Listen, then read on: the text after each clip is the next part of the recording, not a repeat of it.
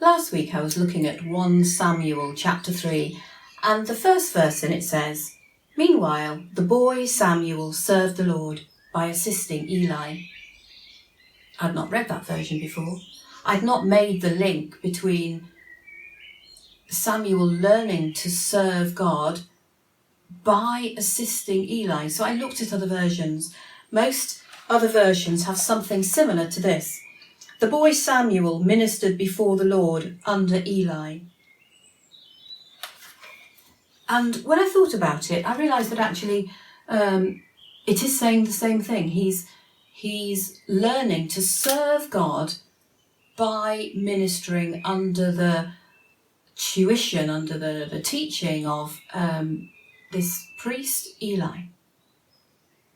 But what we see in this chapter is that part of his role in learning actually involves him in doing some very practical things. He hears a voice at night. He assumes it's Eli, so he immediately gets up out of bed and goes to see what he wants. It happens again. He does the same thing again. There isn't a suggestion that this is a new occurrence. The voice, because it's God's, is a very new thing. But the bobbing up and down and going to see what Eli might need is not. There's no suggestion there that this is different.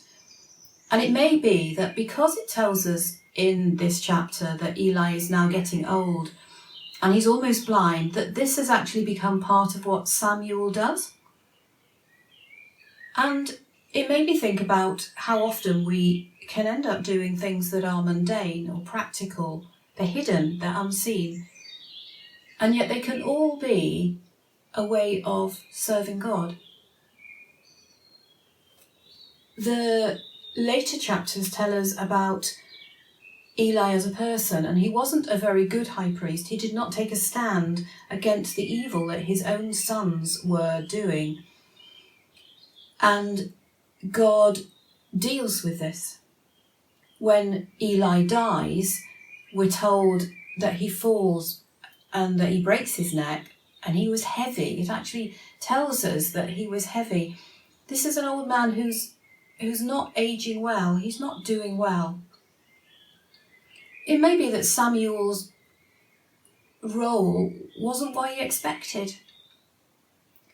He perhaps thought by then, he'd been quite a few years in training by then, that he'd be doing something a bit more, something perhaps a little bit more important, seemingly. But what this tells us is that by assisting Eli, he was serving the Lord.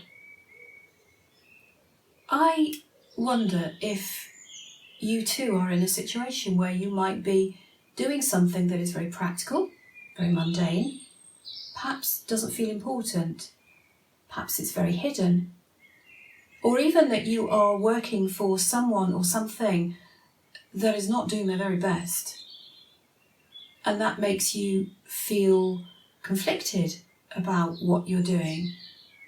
But I find that this verse is a real encouragement to actually do whatever we're called to do, whether it's seen or unseen, whether it's in the public arena or nobody will ever know, and to do it willingly, to do it gladly, and to be encouraged because God sees, God knows our hearts, and he takes it as service for himself.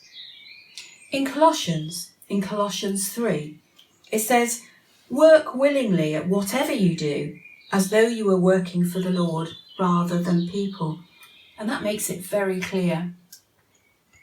But what I also got excited about was that in the process of doing the very ordinary things that looking after Eli was requiring, Samuel gets to hear God directly.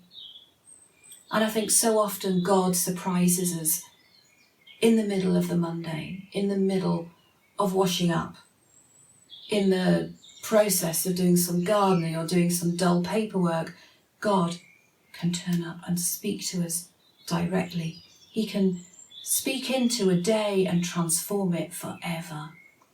So can I encourage you, if you're doing the mundane, if you're doing the practical, if you're doing the hidden, Be encouraged. Do it as for the Lord and wait for him to speak.